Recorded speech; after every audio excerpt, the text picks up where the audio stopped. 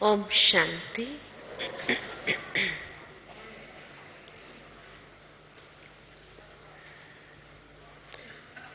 बाप दादा ने समय प्रति समय हम बच्चों को अपने पुरुषार्थ में तीव्रता लाने के लिए इशारा दिया है और साथ ही साथ ये तीव्र पुरुषार्थ करने के लिए मुख्य आधार जो बताया कि अपने संकल्पों में दृढ़ता ले आओ। पुरुषार्थ तो हम सभी करते ही है अपने यथा शक्ति अनुसार, परंतु अब समय के हिसाब से सिर्फ पुरुषार्थ नहीं चलेगा, लेकिन अभी दृढ़ संकल्प करते हुए पुरुषार्थ में तीव्रता लानी है। कई बार हम सभी के अंदर बहुत उमंग उत्साह आता है, अच्छे अच्छे संकल्प आते हैं। बाबा ने पिछले सीजन में कहा था कि कभी कभी जब बाबा बच्चों के संकल्पों को सुनते हैं तो बाबा भी खुश हो जाते हैं कि वाह मेरे बच्चे, अगर तुमने ये संकल्प को साकार कर दिया तो कहां से कहां पहुंच जाओगे और कितना जल्दी संपूर्णता की स्थिति को प्राप्त कर लेंगे। तो संकल्पों को देखते हुए तो बाबा को खुशी अवश्य होती है, लेकिन अब वो संकल्प को साकार रूप में ले आना है और साकार रूप में लाने के लिए ही दृढ़ता चाहिए। इसलिए बाबा ने कई बार ये स्लोगन हमें याद दिलाए हैं कि बच्चे, दृढ़ता में सफलता है। जैसे कोई भी मकान की नींव जितनी पक्की होती है उतना ही वो मकान भी पक्का हो जाता है, ऐसे ब्राह्मण जीवन को पक्का करने के लिए, तीव्र गति से आगे बढ़ने के लिए दृढ़ता की नींव बहुत पक्की चाहिए। बिना ये पावरफुल नींव के हम जीवन में आगे नहीं बढ़ सकते। ये भी हमें मालूम है कि जितने भी सर्वगुण है और वो सर्व गुणों को जीवन में अगर हम धारण करना चाहते हैं, सर्वगुण संपन्न अपना जीवन बनाने लिए, तो उसके लिए भी दृढ़ता की शक्ति नंबर 1 है। जितना ये गुण को अपने जीवन में ले आएंगे सहज भाव से, उतना ही सर्वगुण स्वतः जीवन के अंदर आने लगेंगे। और ये नहीं कि हमारे अंदर दृढ़ता की शक्ति नहीं है। दृढ़ता की शक्ति तो शुरू से ही है। चाहे भक्ति मार्ग के अंदर देख लिया जाए तो भक्ति मार्ग में भी जब किसी ने कोई भी बात के लिए, जीवन में कोई सिद्धि प्राप्त करने के लिए भी कोई न कोई ऐसा दृढ़ संकल्प लिया तो सिद्धि प्राप्त कर सके। चाहे उपवास करते हैं लोग या जो भी कोई नियम ले लेते हैं जीवन के अंदर, उस समय सहज रीति से उसको पार किया ही। आज कोई उपवास का नियम लेते हैं, नवरात्रि के अंदर 9 दिन का उपवास का व्रत लेते हैं ना, तो दृढ़ संकल्प करते हैं ना।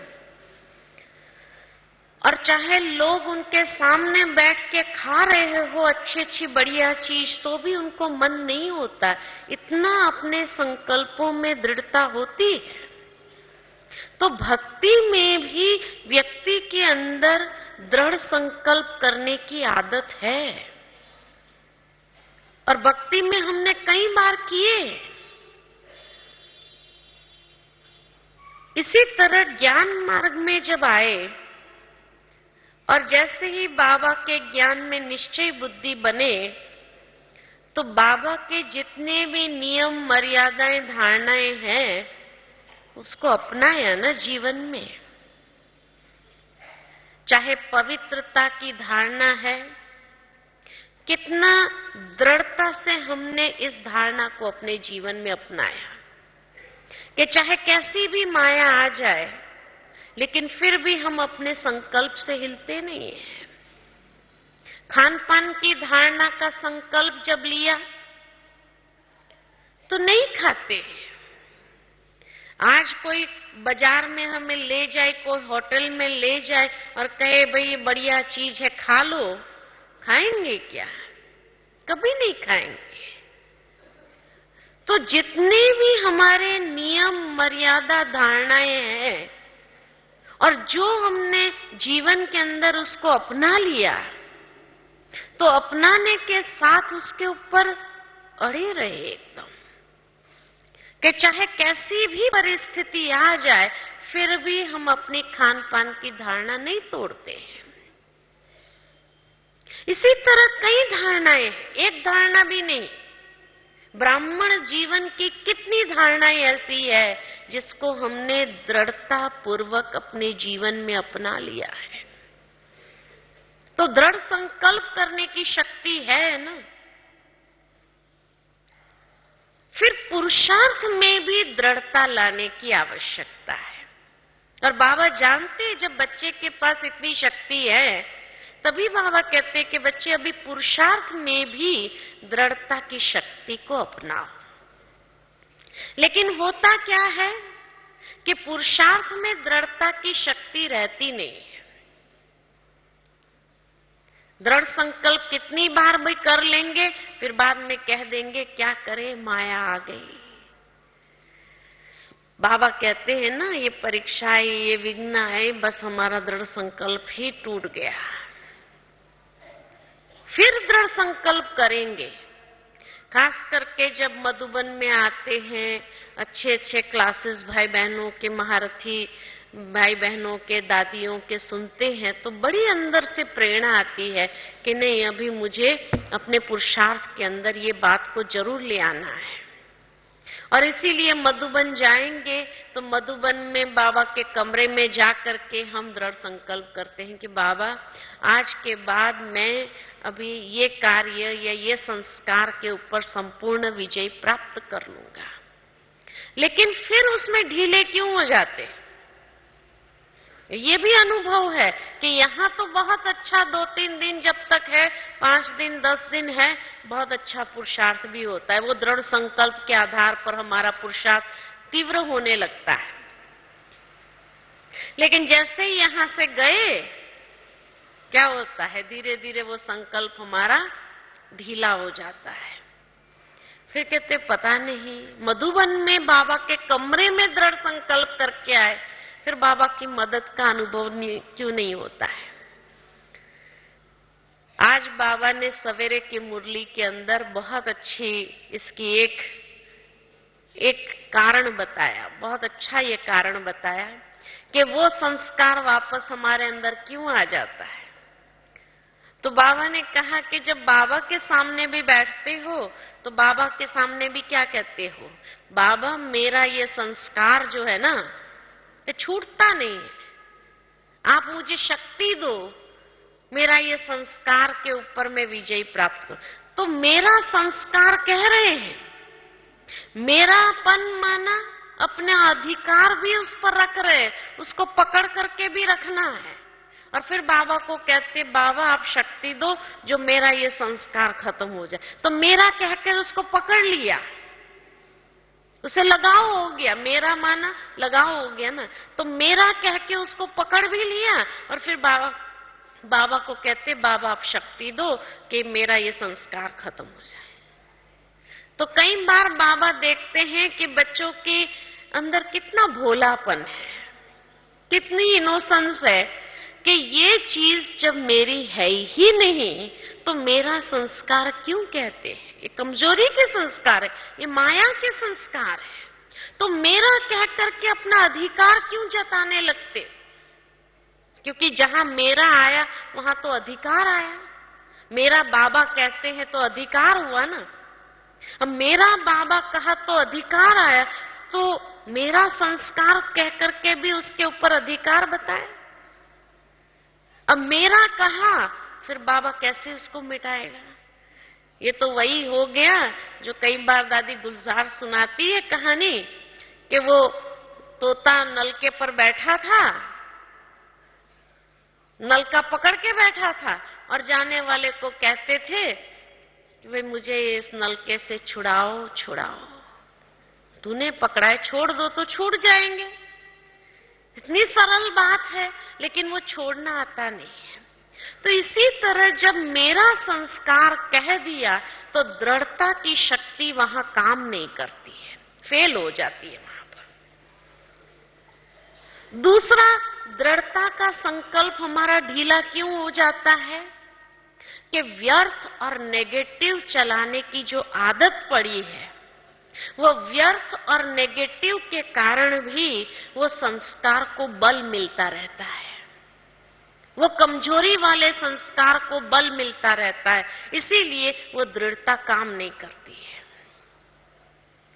तो दृढ़ता की शक्ति को अपनाना माना इतने समर्थ संकल्प करें हम जो उसको बल मिले, तब वो पक्का हो जाए और तब वो सिद्ध हो जाए या सफलता स्वरूप हम इसमें बन जाए। लेकिन जितना व्यर्थ और नेगेटिव, बाबा के कमरे में दृढ़ संकल्प करके आएंगे, फिर बाद में संशय के संकल्प, व्यर्थ संकल्प चलाएंगे। संकल्प तो मैंने कर लिया, लेकिन पता नहीं वहां जाने के बाद क्या होगा, होगा कि नहीं होगा। अब ये व्यर्थ और नेगेटिव जो संकल्प चला रहे हैं, वो व्यर्थ और नेगेटिव संकल्प वो दृढ़ता को शक्तिशाली बनाएगा, सिद्ध स्वरूप में ले जाएगा, ये दृढ़ता को हमारे कमजोर करेगा। तो जहां दृढ़ संकल्प किया वहां संशय रहना ही नहीं चाहिए। पता नहीं मैं ये पूरा कर पाऊंगी या नहीं, या पता नहीं वहां जाने के बाद क्या होगा, ये पता नहीं क्यों आता है। पता नहीं माना ही पत्ता कट जाता है, खत्म हो जाता है। इसलिए पता नहीं वाला कमजोर संकल्प लाना ही नहीं चाहिए, नहीं तो हमारी दृढ़ता की शक्ति ढीली हो जाती है। तीसरा कारण संकल्प ढीला क्यों हो जाता है कि जब हम दूसरों की कमी कमजोरी देखने लगते हैं। भाई फलाना व्यक्ति मेरे से इतना पुराना, लेकिन उसमें भी अभी तक तो ये कमजोरी है, तो अगर मेरे में होंगी तो कौन सी बड़ी बात है, मैं तो नया हूं, फिर भी उससे तो नया ही हूं, उससे तो कम ही साल हुआ है मुझे, मेरे से तो ये 30 साल 40 साल पहले से ज्ञान में चल रहा है, लेकिन इतना पुराना होने के बाद भी अगर उसमें ये कमजोरी है तो मेरे में अगर है तो उसमें कौन सी बड़ी बात। तो क्या किया हमने, अपनी कमजोरी को डनलप के तकिए लगा दिए। अब डनलप के तकिए लगा दिए तो वो दृढ़ता हमारी ढीली हो गई। फिर अरे उसको क्यों देखते हैं, देखना है तो हमसे जो आगे हैं उनको देखो ना, और उसको देखते हुए हम अपने अंदर उमंग उत्साह ले आए कि नहीं, अगर इसके अंदर नहीं है तो मेरे अंदर भी नहीं होना चाहिए। लेकिन आप कमजोर आत्मा को देखेंगे और कमजोर आत्मा को देखने के बाद वो सोचेंगे कि भाई ये मेरे से पुराना होने के बाद भी अभी तक उसके अंदर ये कमजोरी है, तो मेरे अंदर हुई तो कौन सी बड़ी बात है। अरे बड़े बड़े नहीं हुए संपूर्ण, तो हम तो अभी छोटे हैं। तो मना इस तरह से अपने आप को जैसे ही दिलासा देना शुरू कर दिया तो वो दृढ़ संकल्प ढीला होना ही है। जब छोटे थे हम, याद आता है मुझे, और शायद ये आप सभी का भी अनुभव होगा कि जब छोटे थे, स्कूल में पढ़ते थे, तो जैसे ही एग्जाम टाइम आती थी तो जो होशियार होते थे ना, उसको सामने, उससे मुझे आगे जाना है, उससे मुझे अधिक मार्क्स लेना है। जो फेल होते हैं उसको कभी लक्ष्य बनाया जाता है, या जो व्यक्ति कमजोरी है उस सब्जेक्ट में उसको लक्ष्य बनाएंगे तो जीवन में कभी आगे बढ़ेंगे। तो अपनी एग्जाम की तैयारी करते समय भी हम हमेशा किसको देखते रहे? जो अपने से आगे थे, कि इस बार मुझे इस स्टूडेंट से आगे जाना ही है, उससे मुझे ज्यादा मार्क्स लाने ही है। तो फिर मेहनत हमारी अच्छी होती थी, उमंग उत्साह उसमें आता था मेहनत करने में भी। लेकिन अगर कमजोर को देखते थे तो क्या होता था? और ही ढीलापन आ जाता था। अरे ये नहीं पढ़ रहा है, मैं भी नहीं पढ़ूंगा, चलो छोड़ो। तो क्या होता था? ढीलापन आ जाता था। तो दृढ़ संकल्प में सफलता तभी अनुभव होती है कि जब हम अपने से आगे वाले को देखते हैं।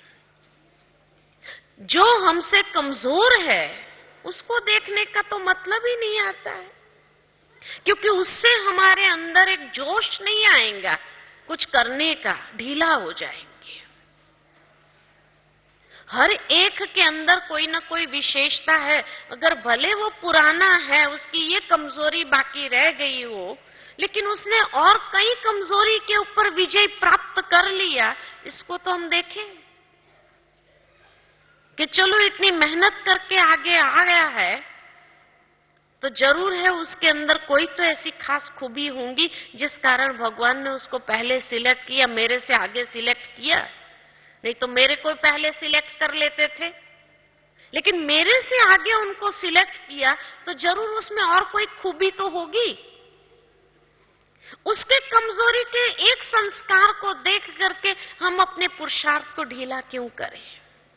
तो ये तीसरा कारण कि जब हम दूसरों की कमी कमजोरी को देख लेते हैं और उसके साथ स्वयं को भेंट करना चालू करते हैं।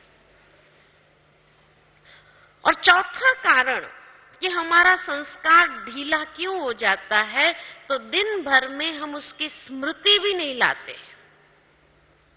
मधुवन में दृढ़ संकल्प करके गए सो गए, उसके बाद एक दिन भी उसकी स्मृति नहीं आती है कि हम क्या दृढ़ संकल्प करके आए। अब स्मृति ही नहीं आएगी, याद ही नहीं आएगा कि हम ये दृढ़ संकल्प करके आए हैं, तो जहां स्मृति ही नहीं तो समर्थी कहां से आएगी? इसलिए जब दूसरे साल मधुबन आते हैं तब याद आता है कि अरे पिछले साल हमने ये संकल्प किया था लेकिन वो तो रहा ही नहीं। तो मानो साल के बाद स्मृति में लाते हैं कि पिछले साल हम आए थे तब ये संकल्प किया, तो सारा साल भर क्या किया? सारा साल भर एक बार भी उस संकल्प को हमने स्मृति में इमर्ज किया? जब इमर्ज ही नहीं किया तो दृढ़ संकल्प कैसे रहेगा? उसके लिए तो बार बार घोटना पड़ेगा अंदर में, याद करने के लिए, अपना संस्कार बनाने के लिए। बाबा कई बार कहते हैं कमजोरी के संस्कार कैसे संस्कार बने हमारे, कि जब वो कमजोरी के वश होते गए, वो कमजोरी के संस्कार के वश होते गए, तो वो हमारा संस्कार बन गया। ठीक इसी तरह जो दृढ़ संकल्प किया है, उस दृढ़ संकल्प को भी बार बार स्मृति में लाते हुए उस अनुसार कर्म करते जाए, तब जाकर के वो हमारा संस्कार बन जाएगा। खाली एक बार बाबा के कमरे में जाकर के संकल्प कर लेने से कोई संकल्प नहीं हो जाता है, उससे कोई सिद्धि नहीं मिलती है। बार बार उसको रिवाइज करना पड़ता है। आज एक बच्चा भी स्कूल में जब बार बार रिवाइज करता है जो उसको पढ़ाया गया, तब वो याद रख सकता है और तब वो उसी में मेहनत करके उस पर पास हो सकता है। लेकिन अगर रिवाइज ही नहीं करेगा तो ठीक इसी प्रकार ब्राह्मण जीवन में भी जो दृढ़ संकल्प हम करते हैं, फिर दूसरे दिन से हम उसको रिवाइज करते रहे। दिन भर में भी कितनी बार रिवाइज करते, अमृत वेला उसको रिवाइज करो। अमृत वेले उस संस्कार को इमर्ज करते हुए, उस स्वरूप को इमर्ज करते हुए बाबा की शक्ति उसको मिले, इस प्रकार की सकाश बाबा से प्राप्त करो। तब जाकर के वो संकल्प हमारे जीवन के अंदर दृढ़ बनेगा। तो रिवाइज करने की जरूरत है। नहीं तो क्या होगा अगर रिवाइज नहीं किया, चलो इमर्ज भी कर लिया, सब सवेरे एक बार इमर्ज कर लिया अमृत वेले, फिर सारा दिन कुछ नहीं। तो वो दृढ़ संकल्प जब रहता नहीं है और उसमें फेल हो जाते हैं, फेल जब बार बार होते हैं तो अपने अंदर एक निराशा बढ़ने लगती है। भाई मैं क्यों नहीं कर पाता हूं, मैं क्यों नहीं कर पाता, और बार बार फेल होते रहे, बार बार निराशा जागृत होती रही तो दिल शिकस्त हो जाते हैं। मैं तो शायद कभी पुरुषार्थ करके जीवन के अंदर ये बात को संपन्न कर ही नहीं पाऊंगा, संपूर्ण बनी नहीं, तो दिल शिकस्तपना अपने अंदर आ जाता है। तो जैसे भक्ति मार्ग में भी मिसाल बताए जाते हैं कि ध्रुव का मिसाल, कि ध्रुव ने एक बार सोच लिया कि मुझे परमात्मा को अपने माता पिता के रूप में विशेष करके अनुभव करना ही है, और उसने तपस्या आरंभ कर दी। वही दृढ़ संकल्प के साथ जो कर्म करेंगे उसको तपस्या कहा जाता है, वो तपस्या है, और उसने अनुभव करके ही रहा। इसी तरह अंगद का भी मिसाल आता है शास्त्रों के अंदर कि भाई अंगद ने अपना पैर रख दिया, दृढ़ संकल्प का पैर, तो रावण जैसा रावण भी उसको हिला नहीं सका। अंगद माना अंग और द, अंग माना इंद्रिया, यानी इंद्रियों को डिसिप्लिन कर देना, यह है अंगद। तो इसी प्रकार जब हम अपनी इंद्रियों को संपूर्ण रूप में डिसिप्लिन कर देते हैं, तब अंगद बन करके दृढ़ संकल्पधारी बन सकते हैं, नहीं तो कहां से बनेंगे।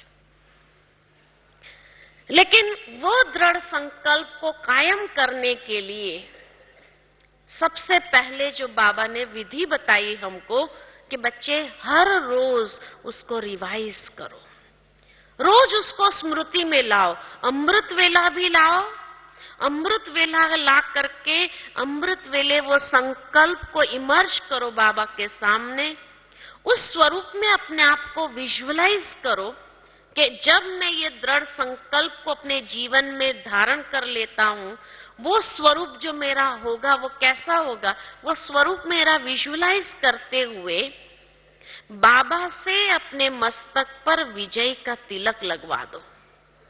और जब विजय का तिलक लगा करके बाबा की सकाश और शक्ति प्राप्त होगी, और फिर दिन भर में भी उसको बार बार स्मृति में लाए, जागृति में लाए कि मैंने आज कौन सा दृढ़ संकल्प किया है, उसको बार बार जागृत करो। बहुत सुंदर एक कहानी मुझे इस पर याद आती है कि एक बार एक गुरु था और उसका एक चेला था।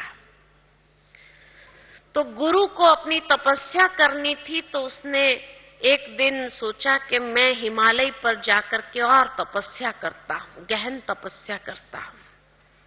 तो उसने अपने शिष्य को बुलाकर कहा कि देखो मुझे अपना तपस्या करने की इच्छा है, तो इसीलिए मैं हिमालय पर जाना चाहता हूं, और मैं हिमालय पर जाकर के कुछ गहन तपस्या करके कुछ अपने जीवन के अंदर सिद्धि प्राप्त करना चाहता हूं, लेकिन तब तक ये आश्रम जो है तुम संभालो मेरे पीछे। तो शिष्य ने कहा ठीक है। तो गुरु ने कहा मैं परसों सुबह सुबह यहां से निकल जाऊंगा, सारा दिन कल का है, लेकिन कल का दिन मेरा मौन का है। वो हर हफ्ते में एक बार मौन रखता था, तो उसका मौन का दिन था।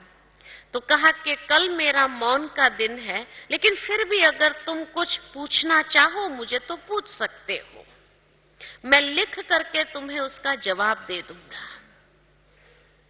तो शिष्य ने कहा ठीक है। फिर उसी रात को तो सो गए। दूसरे दिन जैसे ही सुबह उठे, गुरु तो अपने मौन की तपस्या में बैठ गए तो शिष्य को महसूस हुआ कि चलो मैं गुरु को कम से कम इतना तो पूछ लूं कि उनके पीछे से मुझे किस बात का ध्यान रखना चाहिए, आश्रम संभालने में कौन सी ऐसी खास बात मुझे ध्यान में रखनी चाहिए। तो गुरु के पास गया और गुरु से जाकर के उसने पूछा कि गुरु जी, आप अपने अनुभव के आधार पर मुझे इतना गाइड करो कि आप जब नहीं होंगे तो उस समय मुझे किस बात पर अटेंशन रखना चाहिए ताकि मैं आश्रम को अच्छी तरह संभाल सकूं। तो गुरु जी ने एक कागज और कलम उठाई और उसके ऊपर एक शब्द लिखा और वो शब्द था जागृति, और उसको दे दिया। तो शिष्य ने देखा जागृति, बस इतनी सी बात है, ये तो बहुत सहज है। तो निकला वहां से बाहर कुटिया से बाहर निकल करके बार बार वो शब्द को देखता रहा, जागृति जागृति जागृति रखनी, बस इतनी सी बात। लेकिन फिर उसको संकल्प आया कि गुरुजी ने खाली एक ही शब्द लिखा, कुछ आगे कुछ पीछे थोड़ा उसको समझाते थे कि जागृति माना किस बात की जागृति रखनी चाहिए मुझे। तो वे फिर वापस गुरुजी के पास गया और गुरुजी को कहा कि कम से कम आपने एक ही शब्द लिखा, कुछ आगे कुछ पीछे भी लिख के दो ताकि मुझे स्पष्ट हो जाए, ये शब्द और स्पष्ट करो आप। तो गुरुजी ने फिर वो कागज और कलम लिया, एक शब्द आगे जोड़ा, एक शब्द पीछे जोड़ा। आगे जो शब्द जोड़ा वो था जागृति, पीछे भी शब्द जोड़ा जागृति, यानी जागृति जागृति जागृति 3 बार लिख दिया। शिष्य को दिया, शिष्य कहता है बस जागृति और कुछ नहीं। कहा नहीं, बड़ा खुश हो गया, चलो ये तो बहुत सहज है, सरल है, कर सकूंगा। फिर कुटिया से बाहर निकला, बार बार वो कागज को देखता रहा, जागृति जागृति जागृति। लेकिन इसका मतलब क्या, जागृति जागृति जागृति मतलब क्या। फिर वो गुरुजी के पास गया कि गुरुजी जागृति जागृति जागृति का मतलब क्या। तो गुरुजी ने फिर वो कागज लिया और कलम लेकर के एक शब्द और जोड़ दिया कि जागृति जागृति जागृति मतलब जागृति। भावार्थ ये था गुरुजी का कि हर बात में जागृति, तुम्हारे विचारों में जागृति होनी चाहिए, तुम्हारे बोल में जागृति होनी चाहिए, तुम्हारे हर कर्म में जागृति होनी चाहिए, तुम्हारी चलन में जागृति होनी चाहिए, तुम्हारे जीवन शैली में जागृति होनी चाहिए, हर जगह जागृति चाहिए कि जो तुम कर रहा है वो सही है या नहीं। ये जागृति हर वक्त रहनी चाहिए, हर वक्त समय की जागृति रहनी चाहिए। बाबा भी हम बच्चों को यही कहता है, जागृति अर्थात स्मृति स्वरूप। रूहानी भाषा में बाबा ने उसको कहा स्मृति स्वरूप होकर के रहो, सारा दिन स्मृति स्वरूप होकर के रहो। ये नहीं कि जितना समय हम योग में बैठे या सिर्फ अमृत वेले या शाम को योग में या क्लास में बैठे उसी समय हम जागृति रखे या स्मृति स्वरूप होकर के चले और बाकी सारा दिन भले साधारण स्वरूप में चले। ये नहीं कहा बाबा ने। बाबा ने कहा कि हर वक्त स्मृति स्वरूप होकर के रहो। जो संकल्प चलता है उसके प्रति भी जागृत रहो कि ये संकल्प मेरे समर्थ है या व्यर्थ है, ये संकल्प मेरा शक्तिशाली है या नेगेटिव है। जागृति चाहिए। जो मैं बोल रही हूं, आज भी बाबा ने मुरली में सवेरे कहा कि जो बोल रहे हैं क्या ये बाप समान है, क्या मुझे बाप समान बनाएगा। ये बाप समान के बोल है, ये जागृति रखो। ये जो कर्म कर रही हूं क्या ये दूसरों के लिए प्रेरणादायी कर्म है, ये जागृति रखो। तो अपने मन, वचन, कर्म, संबंध, संपर्क, समय, हर बात में जागृति चाहिए, हर बात में सावधानी चाहिए। सावधान, बाबा कई बार कहते हैं बच्चे सावधान। अगर ये जागृति नहीं है तो दृढ़ता कहां से आएगी? दृढ़ता लाने के लिए सबसे पहले दिन भर में भी हमारे अंदर जागृति होनी चाहिए उस संकल्प की कि मैंने ये संकल्प की दृढ़ता अपने जीवन में ली है, और दिन भर में जो कर्म करो वो उसी के आसपास हो, उस संकल्प को और बल मिले ऐसा कर्म हो। जितना वो कर्म भी उसी अनुसार होगा तो हमारे संकल्प में और दृढ़ता भरती जाएगी। और ये नहीं है कि विघ्न नहीं आएंगे, जो दृढ़ संकल्प किया ना, विघ्न जरूर आएगा। वो संकल्प को तोड़ने के लिए विघ्न आएगा, ये नहीं कि विघ्न नहीं आएगा, लेकिन विघ्न आए तो डरो नहीं, विघ्न आए तो खुशी होनी चाहिए कि चलो अब मेरी यथार्थ परीक्षा होगी कि मैं अपने दृढ़ संकल्प पर हूं या नहीं। यही तो परीक्षा है, इसी में तो पता चलेगा कि मैं पास होने वाला हूं या फेल होने वाला हूं। तो जब विघ्न आए तो विघ्न आते समय भी खुशी होनी चाहिए कि अब मुझे पता चलेगा कि मैं सचमुच दृढ़ संकल्पधारी हूं या नहीं। विघ्न ही नहीं आते थे तो हमें पता कैसे चलता था? तो पॉजिटिव,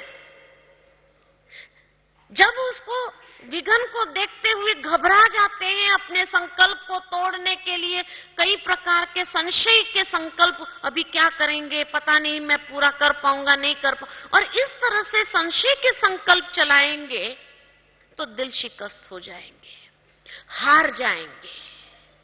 लेकिन उस वक्त उस परिस्थिति को देखते हुए, विघ्न को देखते हुए खुशी होनी चाहिए कि अब मुझे पता चलेगा कि मैं अपने दृढ़ संकल्प में कितना मजबूत हूं, कि ये परिस्थिति आई है तोड़ने के लिए, लेकिन मुझे मजबूत रहना है, मुझे टूटना नहीं है। चाहे कैसी भी परिस्थिति क्यों ना आ जाए, तो बाबा को याद करते हुए और उसको पावरफुल करो तो टूटेगा नहीं वो। और जैसे विजयी होंगे, विजयी होने के बाद उसकी खुशी और हो जाएंगे कि सचमुच आज मैंने ये परिस्थिति के ऊपर विजय पाया, दृढ़ संकल्प में मैं सफल हो गया, तो उसकी खुशी होगी। तो परिस्थिति आने के समय भी दो दृष्टिकोण होते, एक नेगेटिव एक पॉजिटिव। नेगेटिव दृष्टिकोण अपनाएंगे तो दिल शिकस्त हो जाएंगे, पॉजिटिव दृष्टिकोण अपनाएंगे तो जीतने की खुशी हो जाएगी, विजयी बनने की एक उम्मीद अपनी दिखाई देने लगेगी कि हाँ हम विजयी बन जाएंगे इसमें। तो इसीलिए कहा कि ब्राह्मण जीवन के अंदर जैसे ही विघ्न आते हैं तो उस समय और उस दृढ़ संकल्प को पावरफुल बनाओ। और दूसरी बात कि जब वो विघ्न आते हैं और आप उस पर विजयी हो जाते अपने दृढ़ संकल्प की शक्ति से, तो आपके लिए नए अवसर के द्वार खुलेंगे। और जब नए अवसर के द्वार खुलेंगे तो नवीनता के साथ अपने पुरुषार्थ में आगे बढ़ेंगे। लेकिन अगर हार गए तो दिल शिकस्त हो जाएंगे और अवसर खुलने के बजाय और हमारे लिए चुनौतियां बढ़ जाएगी।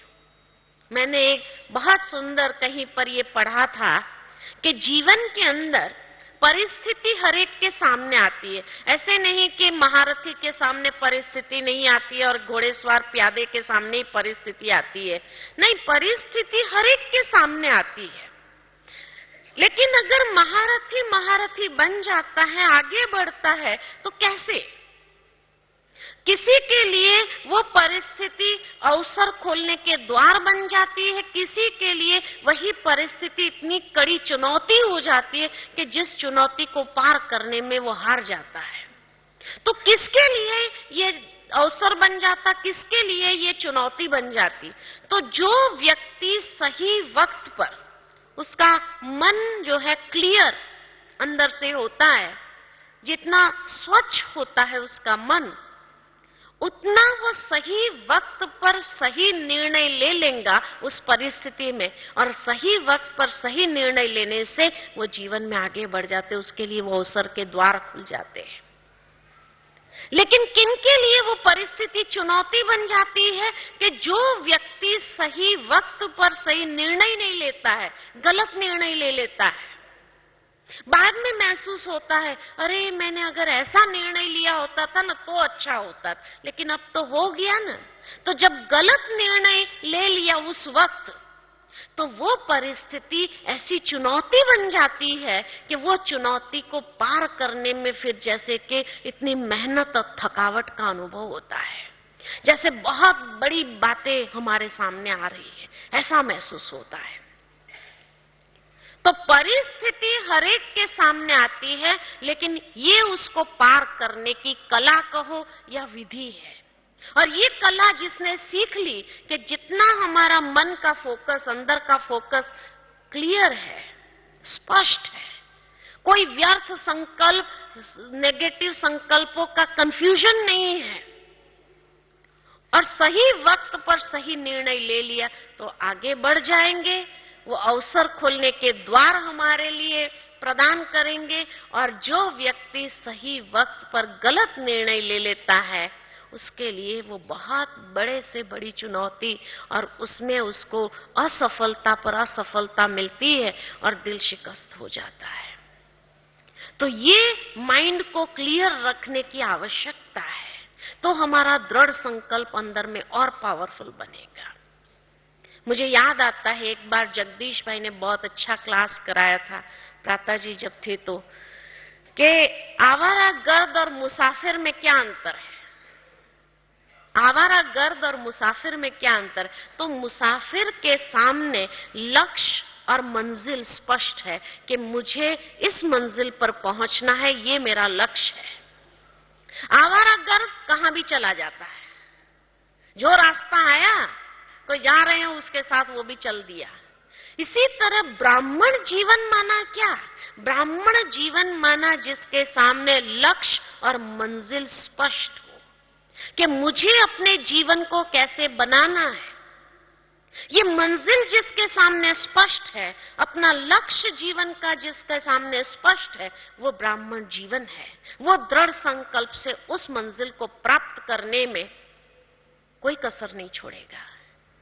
लेकिन जो ब्राह्मण जीवन में अगर लक्ष्य ही ना हो, मंजिल का पता ही ना हो कि मुझे कहां जाना है, उसने ऐसा किया ना मैं भी ऐसा करती, उसने ऐसा किया इसलिए मैं भी ऐसा, माना वो किस लिए कर रहे हैं? मेरे सामने लक्ष्य स्पष्ट है, क्योंकि लक्ष्य और मंजिल स्पष्ट होंगी, जीवन का उद्देश्य स्पष्ट है कि ये चीज मैं कर रही हूं, उसके पीछे क्या उसमें कल्याण समाया है, क्या प्राप्ति समाई हुई है, ये क्लियर होगा तो उसको करने में एक खुशी होंगी, एक जोश आएगा, एक उत्साह आएगा कि हाँ मैं करता हूं, और दृढ़ संकल्प में सफल भी हो जाएंगे। उसने ऐसा किया इसलिए मैं भी करती हूं, इसने ऐसा किया इसलिए मैं, तो मेरे जीवन का कोई लक्ष्य उद्देश्य है ही नहीं। और जब हमारे ब्राह्मण जीवन का लक्ष्य उद्देश्य नहीं होता है तो वो कभी दृढ़ संकल्पधारी नहीं बन सकता है। इसलिए दृढ़ संकल्पधारी बनने के लिए जीवन का लक्ष्य स्पष्ट हो कि ये ब्राह्मण जीवन भी मुझे कैसा बनाना है। मुझे याद आता है कि मैं काफी छोटी थी, लेकिन उस समय भी मेरे सामने यही लक्ष्य था कि अगर मुझे ब्रह्मा कुमारी बनना है और समर्पित ब्रह्मा कुमारी बनना है तो मुझे साधारण नहीं बनना है, मुझे कुछ न कुछ विशेष करना ही है। क्या करना है वो उस समय इतना क्लियर नहीं था, लेकिन ये उद्देश्य मेरे सामने बहुत स्पष्ट था कि नहीं, मुझे साधारणता नहीं अपने जीवन में लानी। तो देखो बाबा ने उस अनुसार अवसर दिए, ड्रामा ने वैसे संयोग रचाए, और संयोग रचाते हुए जीवन में आगे बढ़ना सहज हो गया, जैसे रास्ता क्लियर होता गया। लेकिन अगर लक्ष्य ही नहीं होता था तो ठीक है, थोड़ा यहां ज्ञान सुना दिया, थोड़ा वहां ज्ञान सुना दिया, पूरा बस ठीक है, क्या यही ब्राह्मण जीवन है? तो इसीलिए बाबा की मुरलियों को बार बार पढ़ते हुए, रिवाइज करते हुए अपने आप में एक लक्ष्य क्लियर किया कि मुझे अपने जीवन को विशेष बनाना है। और जब विशेष बनाना है तो विशेष बनाने के लिए विशेष पुरुषार्थ, और विशेष पुरुषार्थ के लिए दृढ़ संकल्प की शक्ति ही हमें मदद करेगी, आगे ले जाएंगी और ये प्रैक्टिकल कर सके हम। तो इसीलिए कहने का भावार्थ कि वहां बाबा की मदद मिलती है फिर। लेकिन जो आवारा गर्द की तरह कभी इस दिशा में जा रहा है, कभी उस दिशा में जा रहा है, कभी उस दिशा में जा रहा है, कभी किसको फॉलो कर रहा है, कभी किसको फॉलो कर रहा है, कभी कोई मंजिल, तो वहीं घूमता रहता है। वो जीवन भर वहीं घूमता रहेगा, उसके जीवन में कुछ भी नहीं प्राप्ति होगी। तो इसीलिए ब्राह्मण जीवन माना अपना लक्ष्य और उद्देश्य स्पष्ट हो कि मेरा जीवन का मतलब क्या है, मेरे जीवन, बाबा ने किस लिए ये जीवन दिया, ये क्लियर होना चाहिए। लेकिन यहां पर यह बात बहुत स्पष्ट होनी चाहिए कि दृढ़ संकल्प और जिद दोनों में अंतर है। कई बार कई लोग जिद्दी हो जाते हैं, दृढ़ संकल्पधारी नहीं होते, जिद्दी हो जाते। तो कैसे पता चले कि हम दृढ़ संकल्पधारी है या जिद में आ गए हैं? तो जो दृढ़ संकल्पधारी है वो उन्नति करेगा, स्व उन्नति करेगा। लेकिन जो जिद में आता है वो अपने लिए विघ्न खड़ा करेगा, उसके सामने बार बार विघ्न आएगा क्योंकि जिद कर रहा है। जो दृढ़ संकल्पधारी है उसका लक्ष्य और उद्देश्य स्पष्ट होने कारण मुझे ये करने से क्या मिलेगा और इसमें मेरे जीवन में किस तरह ये उपयोगी होगा, मुझे किस तरह से मेरा कल्याण करेगा, ये स्पष्ट है। और जब स्पष्ट है तो एक प्लानिंग के साथ चलता है, ऐसे करना चाहिए, ऐसे करना, तो प्लान बनाएगा अपना। और जब प्लान बनाते समय वो चलता है, अगर कहीं पर भी कुछ प्रॉब्लम आई, कुछ रुकावट आई, तो वहां युक्ति युक्त होकर के चलता है, किसी को दुख नहीं देगा, युक्ति युक्त होकर के चल करके अपने संकल्प पर मजबूत रहेगा। लेकिन जो जिद्दी होगा उसके सामने लक्ष्य और उद्देश्य स्पष्ट न होने कारण बस किसी ने किया है या किसी ने कहा है बाबा की मुरली इसलिए मुझे करना है, इसलिए जब जिद में आ जाता है तो कोई प्लानिंग नहीं, कोई प्लानिंग नहीं, तो उसको युक्ति युक्त चलना भी नहीं आता। वो क्या करेगा, डायरेक्ट बोलेगा ये मैं करने वाला ही नहीं हूं, कुछ भी हो जाए चाहे। तो जब डायरेक्ट कहेगा तो सामने वाले को दुख होता है, ये कैसी जिद अपना लिया है, उसको युक्ति युक्त चलना नहीं आ रहा है। इसीलिए वो डायरेक्ट किसी को ऐसा बोल देगा मैं ये करने वाला नहीं हूं, मेरा जीवन ऐसा है, मेरे को बाबा ने ऐसा कहा, तो वो डिससर्विस के निमित्त बन रहा है, दूसरों को भी दुख दे रहा है। और फिर दूसरों को भी दुख देते समय कोई सामने उसको कहेगा यही तेरे बाबा सिखाते हैं क्या, तो क्या करेगा, अपने आप को सिद्ध करने का प्रयत्न करेगा। और सिद्ध करने के प्रयत्न में वो सिद्ध तो कर नहीं पाता क्योंकि लक्ष्य उद्देश्य क्लियर नहीं, इसलिए सिद्ध कर नहीं पाता है। तो जब सिद्ध नहीं कर पाता है तो उसको गुस्सा आता है। तो जो जिद्दी होगा ना उसके लक्षण में क्या होगा, गुस्सा भी होगा, प्लानिंग न होने कारण अस्पष्ट, लक्ष्य उद्देश्य क्लियर नहीं, इसलिए अपनी बात को सिद्ध करने में लगा हुआ, युक्ति युक्त होकर चलना नहीं आता है, डायरेक्ट चलने जाता है तो विघ्न खड़ा करता है, सामने वाले को दुख देता है। ये सारे लक्षण हैं, ये जिद्दी है। इसीलिए लोग भी कहते हैं ये ब्रह्मा कुमारियों में जो जाते हैं ना, कई लोग बहुत जिद्दी बन जाते हैं। जिद्दी क्यों है, हम लोग दृढ़ संकल्पधारी, जिद्दी नहीं है, लेकिन क्योंकि कई लोगों के सामने ये लक्ष्य उद्देश्य स्पष्ट न होने कारण युक्ति युक्त चलना नहीं आता है, और इसीलिए वो अपने लिए विघ्न खड़ा करते हुए दूसरों को भी दुख देने वाले बोल देंगे, डायरेक्ट बोल देंगे, और वहां सर्विस नहीं डिससर्विस करेंगे, फिर अपने आप को सिद्ध करने का प्रयत्न करेंगे और सिद्ध नहीं कर पाएंगे तो गुस्सा आएगा। ये जिद है, ये लक्षण है उसके, जिद के। अब मुझे देखना है कि मैं दृढ़ संकल्पधारी हूं या जिद्दी हूं। दृढ़ संकल्प में क्लियर लक्ष्य उद्देश्य है। लक्ष्य उद्देश्य क्लियर है तो प्लानिंग के साथ चलते हैं। प्लानिंग के साथ चलने में अगर कुछ रुकावट आएगी, रुकावट तो आएगी, रुकावट आई भी तो युक्ति युक्त अपना रास्ता निकालते हैं। युक्ति युक्त रास्ता निकालते हैं तो किसी को डायरेक्ट दुख देने वाली बात भी नहीं, लेकिन उसमें अपनी स्व उन्नति महसूस करते हैं। अगर कोई पूछते भी है ये क्यों ऐसा है, तो रहस्य को स्पष्ट करते हुए वो बात समझाएंगे, शांति से समझाएंगे, गुस्सा नहीं करेंगे। और तब अपनी उन्नति स्वयं को भी महसूस होती है और दूसरों को भी दिखाई देती है कि हाँ, जब से ये ब्रह्मा कुमारी में जाने लगा है ना, उसने काफी प्रगति किया है अपने जीवन के अंदर, काफी उन्नति उसकी हुई है। हम लोग देखते हैं वो सर्विस करने लग जाता है। तो दृढ़ संकल्प की रिजल्ट है सर्विस, सफलता, सिद्धि स्वरूप। लेकिन जिद वाला डिससर्विस करेगा, गुस्सा करेगा, ये उसके लक्षण है, और सिद्ध करने का प्रयत्न करेगा, तो वो दृढ़ संकल्पधारी नहीं हुआ। इसलिए कई बार जब असफलता पर असफलता मिलती है तो व्यक्ति दिल शिकस्त होने लगता है। क्या करे, मैं तो करने गया था, जैसे बाबा ने कहा था वैसे ही करने गया था, लेकिन मुझे तो सफलता मिलती नहीं।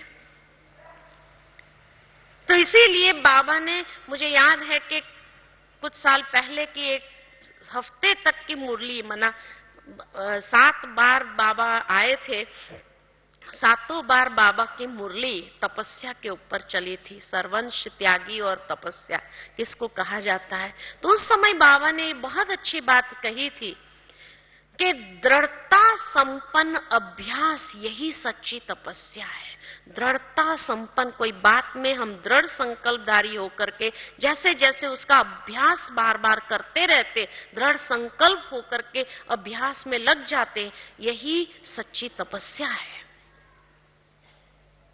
क्योंकि ब्राह्मण जीवन माना क्या, ये जीवन माना एक लेबोरेटरी, और जीवन जब लेबोरेटरी है तो इस लेबोरेटरी में नित्य हमें प्रयोग करते जाना है।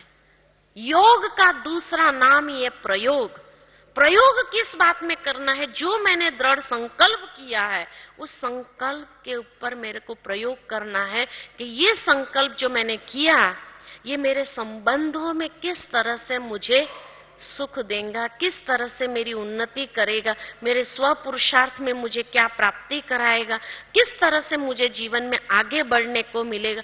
तो योग का दूसरा नाम है प्रयोग, और ये दृढ़ संकल्प का प्रयोग हम अपने जीवन में करते जाए, अपने तपस्या में करते जाए, अपनी धारणाओं में करते जाए, अपने पुरुषार्थ में करते जाए। जितना उसका प्रयोग करते जाएंगे उतना जैसे रास्ता क्लियर होता जाता है, और जैसे जैसे रास्ता क्लियर होता जाता है सफलता मिलती जाती है।